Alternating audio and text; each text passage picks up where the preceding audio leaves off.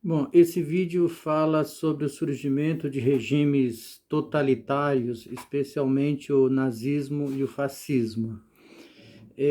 Esses regimes, eles são ainda decorrência dos desdobramentos da crise de 29, né? É, em combinação com os efeitos ainda da Primeira Guerra Mundial. Só para situar. Nós sabemos que a Primeira Guerra, apesar de ter envolvido países de diferentes continentes, né, ela acabou provocando os maiores estragos no território europeu, especialmente nos países que saíram derrotados. Né? Exemplo, Alemanha, Áustria, por aí vai. Pois bem, dos escombros, né, de uma Europa destruída é que vai nascer esses regimes com características bastante violentas, autoritárias, mas que são mais do que isso, né? Eles não são apenas autoritários. Então, para vocês entenderem do que eu estou falando, vamos esclarecer que história de totalitarismo é isso, porque governo autoritário é aquele que se impõe pela força, né? É, cria mecanismos, órgãos de repressão, né, de imposição da vontade do governo e por aí vai. O regime totalitário é mais do que isso, porque eles querem não só a obediência, mas a aceitação, o apoio e a defesa do governo. Então, como é que se consegue isso, né? Destacando alguns elementos que vamos entender mais à frente. Bom, mas antes disso, vamos pensar no seguinte: como ficou a Europa depois da Primeira Guerra? Foi basicamente uma destruição generalizada, né? Esses países, de uma maneira geral, né, independente de ter vencido ou perdido a guerra, eles possuíam governos de características democráticas. Só para citar exemplo. Na Itália, vigorava uma monarquia parlamentarista, né, encabeçada pelo rei Vítor Emanuel III, que de certa forma era democrático, né? Afinal de contas, o rei jogava para o parlamento a chefia do governo, né? A chefia do poder executivo. No caso da Alemanha, né? A Alemanha deixou de ser uma monarquia durante a Primeira Guerra, com a proclamação da República de Weimar, né?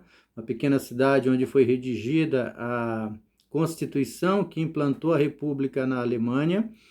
E a partir daí, as autoridades alemãs, né, seguindo o regime republicano, né, tentaram dar as soluções para o país. Mas vamos lá. E claro, os outros países, Inglaterra, França, já eram democracias consolidadas, né? A Inglaterra era monarquia parlamentarista desde 1688. A França implantou a República a partir da Revolução Francesa em 1792. Apesar dos percalços, né, de vai e volta, já era bastante sólida a instituição republicana na França e com características democráticas, né? Aí tem o caso da União Soviética, né, que tinha passado pela Revolução em 1917 e instituiu um governo totalitário, né? É um totalitarismo de esquerda, né, sob o comando do Stalin, mas é um regime autoritário, essencialmente, tá? Então, mas aí a União Soviética fica fora dessa porque ela não será afetada pela crise de 29, não tanto quanto os outros países. Mas vamos lá. Então, dos escombros da Primeira Guerra, né? Esses países da Europa vinham tentando se recuperar, né, tomando medidas democráticas na base da negociação. Né?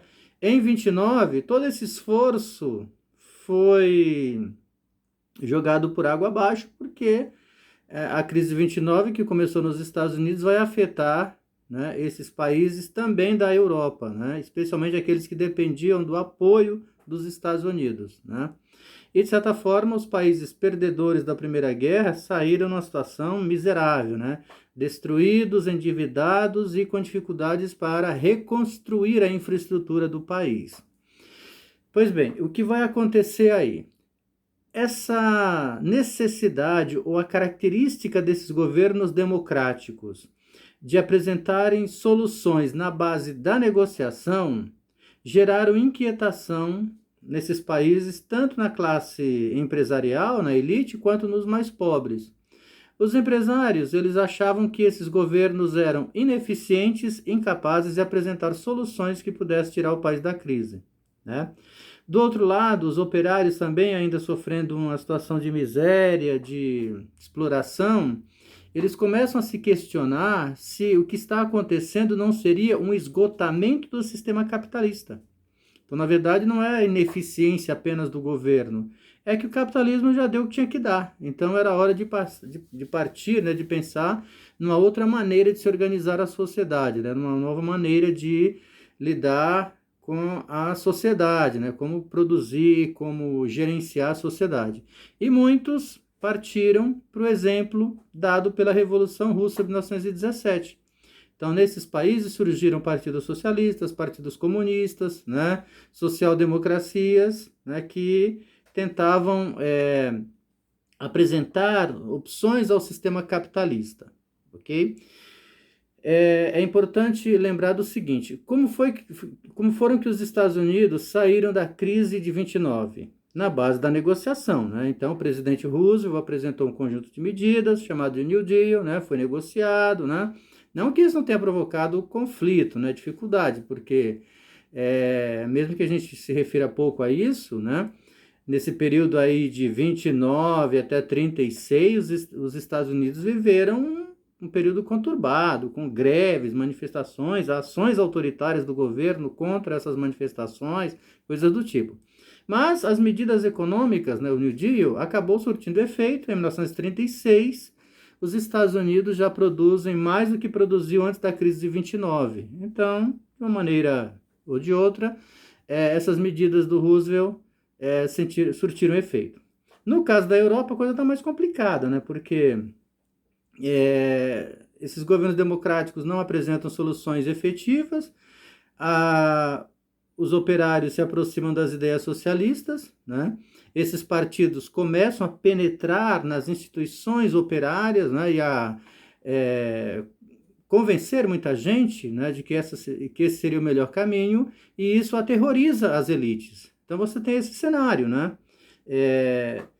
Elite insatisfeita, trabalhadores insatisfeitos, governo considerado ineficiente pelos dois. E qual vai ser o desfecho disso? O surgimento de regimes totalitários, como eu disse antes, especialmente nesses países onde a democracia ainda não era sólida, especialmente na Itália e na Alemanha, ok?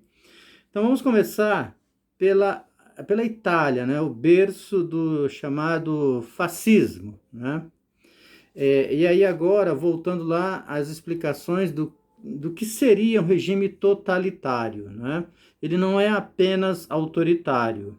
Os historiadores costumam dizer que ele possui determinadas características, que seriam, por exemplo, a implantação de um regime de partido político único.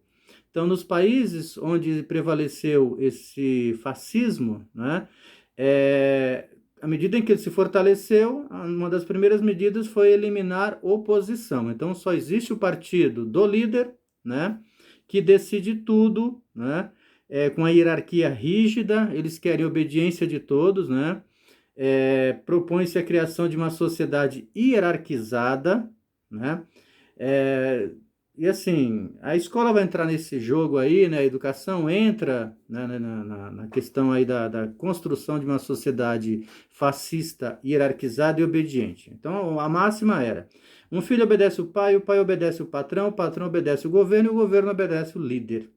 Então, não há questionamentos, há uma determinação de cima para baixo e acabou.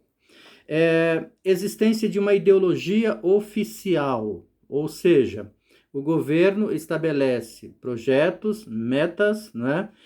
Não há discussão, não há negociação, é aquilo que vai ser realizado e todo esforço do Estado, né, do governo, será para a concretização dessa ideologia oficial. Um Estado policial, né?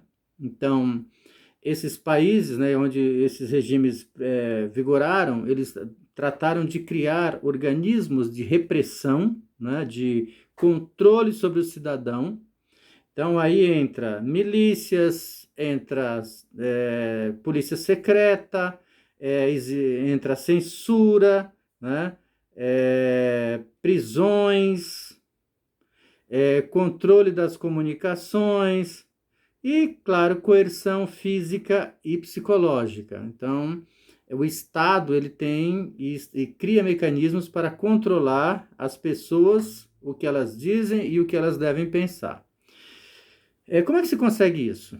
Basicamente, através da utilização da propaganda. Né? Nesses estados, né, nesses países onde isso aconteceu, era muito forte o controle sobre os meios de comunicação e o desenvolvimento de uma propaganda intensiva. Né? Para onde o cidadão olha, ele vê oh, meu Deus. Exaltação do governo, né? Enaltecendo a figura do líder, né? Então é um Estado que se utiliza especialmente do rádio, né? Dos jornais, das revistas, dos livros, e não só livros de literatura, mas também os livros didáticos para divulgar as ações do governo e obter a aceitação do povo. E uma outra característica é o intervencionismo econômico. Então, um traço do totalitarismo é a oposição tanto ao liberalismo econômico, né, quanto à existência de mecanismos, né, sociais de auxílio, de sugestões àquilo que o governo deva fazer. Então, assim, eles são defensores da ideia de que a economia deve estar sob controle do Estado, né? O Estado estabelece metas e as pessoas terão que se desdobrar para cumpri-las. Então, são essas características básicas que os historiadores costumam identificar aí como os traços característicos dos regimes totalitários. Então, agora vamos nos concentrar no caso da Itália, né? Onde o fascismo vai dar as caras depois da Primeira Guerra Mundial. Bom, vocês lembram que a Itália, durante a Primeira Guerra, ela teve uma situação ímpar, né? Ela iniciou a guerra ao lado da Tríplice Aliança, junto com a Alemanha e o Império Austro-Húngaro, mas um ano depois da guerra ter começado, em 1915, ela mudou de lado, foi para a Tríplice Entente. Então ela era vista pelos países da Tríplice Aliança como traidora, e pelos países da Tríplice Entente como um país que não era confiável. Mudou de lado uma vez, por que não pode mudar de novo? Então, assim, a Itália ela foi bombardeada massivamente pelos partidos da Tríplice Aliança e não foi defendida como deveria, né, pelos países da Tríplice Entente. Qual o resultado disso? A Itália foi destruída, né? Ela teve um saldo de 700 mil mortos, né? Mais de 500 mil feridos, dívidas impagáveis com os Estados Unidos e com a Inglaterra, né? E sobrou para o governo italiano solucionar essa briga aí, essa situação. Na época, como eu já disse, a Itália era uma monarquia parlamentarista. Então, o rei era o Vítor Emanuel III, mas ele apenas indicava alguém para formar um gabinete, uma equipe de governo, um primeiro-ministro, né? E aí o que vai acontecer? As medidas que esses gabinetes tentavam adotar para a Itália não surtiam os efeitos esperados. Então, o que vai acontecer na Itália? A elite começa a se preocupar porque os trabalhadores estão cada vez mais aderindo às ideias socialistas, né? Empresários, industriais, latifundiários, né? A própria igreja católica, né? Vai se ressentir um pouco disso e vai inclusive apoiar o fascismo lá na frente. Pois bem, e aí então, nesse cenário, né, de desorganização, de crise, é que aparece o Benito Mussolini. Se vocês procurarem no YouTube, existem documentários contando um pouco da história dele, da biografia dele. Aí vocês vão descobrir que o Mussolini, ele era de uma família humilde, o pai dele era ferreiro, né, ligado ao Partido Socialista Italiano. O pai dele era um sujeito meio que característica da época, né? Aquele machista, beberrão, mulherengo, batia na esposa, né? Era um mau exemplo de pai para os filhos. E o Mussolini cresceu nesse ambiente, né, nessa situação de autoritarismo, né, de machismo e tal. E ele era um machista autoritário, né? Pois bem, ele lutou na Primeira Guerra Mundial. Depois da Primeira Guerra, ficou desempregado, né? Porque ele se desmobiliza o exército, aí ficam milhares de homens, né, sem ter o que fazer, né? E aí, junto com ex-combatentes da Primeira Guerra, o Mussolini vai formar o que eles chamaram de fate de combatimentos, ou seja, feixes de combatentes, né? Ex-soldados que agora se propõem a organizar grupos do tipo milícias, tá? Eles não são nenhum partido político ainda, né? Eles não têm autoridade nenhuma, eles não são nada. São pessoas autoritárias que desenvolvem um projeto de agir com violência, combatendo especialmente as manifestações de trabalhadores, na intenção de impressionar as elites, receber das elites apoio para, quem sabe, chegar ao governo. Então, a história do Mussolini, ele começou inclusive dentro do Partido Socialista, ele se filiou ao Partido Socialista Italiano, mas essa característica autoritária, né, dele, antidemocrática, acabou fazendo com que ele fosse expulso. E aí ele vai formar esses fatos de combatimento. Bom, qual era a estratégia desses caras então? Mostrar capacidade, né, de organização, de disciplina, desenvolver projetos que pudessem impressionar a elite e receber apoio para virar governo. Tá? O partido, esses fatos de combatimento foram criados em 1919 e em 1921 ele é alçado à condição de Partido Nacional Fascista da Itália. Tá? E aí, usando dessa estratégia, né, de uso da violência, né, de combate ao crescimento do comunismo, do socialismo, mostrar organização, mostrar disciplina, né, era a estratégia usada pelos fascistas para impressionar. Pois bem, qual a ideologia dos fascistas? O próprio Mussolini reconhecia que eles não tinham uma ideologia pré-estabelecida, já muito clara no início, né? Eles tinham alguns princípios, como, por exemplo, defender o nacionalismo exagerado, né? Então, aquela coisa de amor pela Itália, né? Acima da própria vida pessoal, assim, uma obediência, né? Ou uma prisão a esse conceito de defesa da nação como sendo o objetivo de vida. Então eles achavam que todo cidadão italiano deveria dar a vida pela Itália se assim fosse necessário, né? Eram anti-proletários, né? Eles achavam que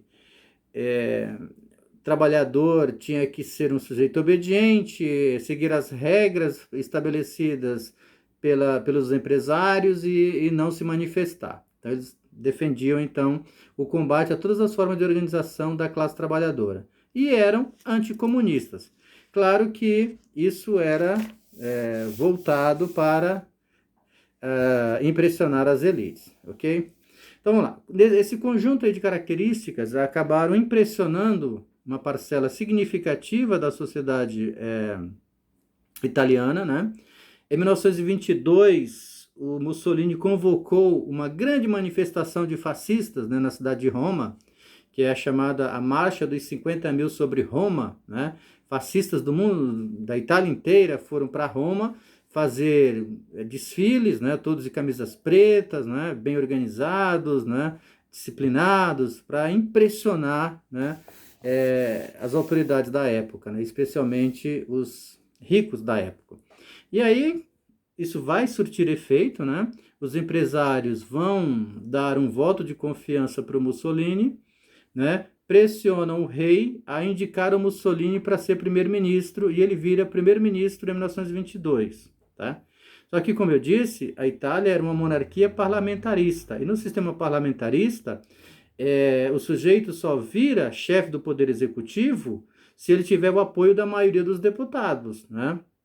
E Quando Mussolini chegou ao poder em 22, o parlamento tinha uma grande quantidade de deputados socialistas, comunistas, de oposição a ele.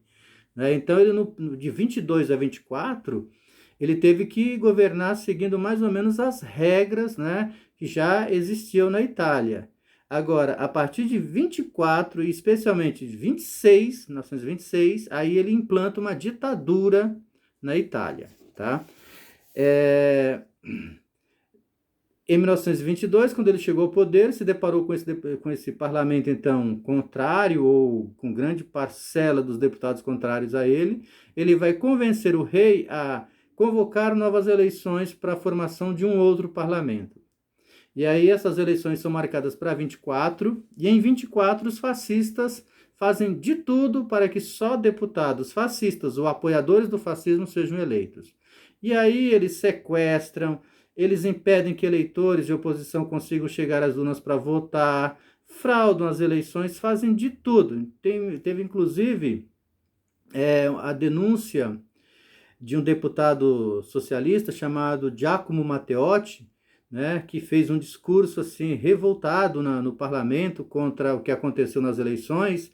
Esse deputado foi sequestrado e depois assassinado. E descobriram, através das investigações, que isso ocorreu por ordem e execução dos fascistas. Sabe o que o Mussolini falou? Quem mandou fui eu. E aí, alguém vai fazer alguma coisa? Então, é a característica do regime fascista, né? Não ter que dar satisfação a ninguém. É o que vai acontecer a partir de 1926, né? Onde o Mussolini baixa um decreto dizendo que ele só tem que prestar contas dos seus atos ao rei, não mais ao parlamento. Então, ele é um ditador, né? Que, com poderes ilimitados e que só tem que dar satisfação a um rei que não tem poder algum, né? Porque é uma monarquia parlamentarista. Pois bem, né? A partir dessa segunda fase, então, institui-se um governo fascista na Itália, né? E ele começa, portanto, a implantar um regime totalitário com todas as características, né? Ele controla a educação, controla os meios de comunicação, fecha os partidos de oposição, cria uma polícia política chamada OVRA para perseguir os opositores, né? Dizem que o principal método de tortura da OVRA era obrigar os prisioneiros a tomarem óleo de rícino, né? Rícino é um óleo com diversas utilidades, mas na época era muito usado como laxante. Só que ele tem que ser tomado em pequenas doses, né? E aí o que os policiais da OVRA faziam? Obrigavam as pessoas a tomarem quantidades absurdas. E aí a pessoa entrava num estado de vômito constante, diarreia constante e morria desidratado, né, num sofrimento absurdo. Esse que era um método mais usado por essa OVRA, né? O Mussolini vai obrigar os professores a seguirem uma cartilha feita pelo governo, né, defendendo as propostas, né, e os projetos do Estado, né, enaltecendo a figura do Mussolini como se ele fosse o solucionador, né, o salvador da pátria para resolver todos os problemas da Itália, né?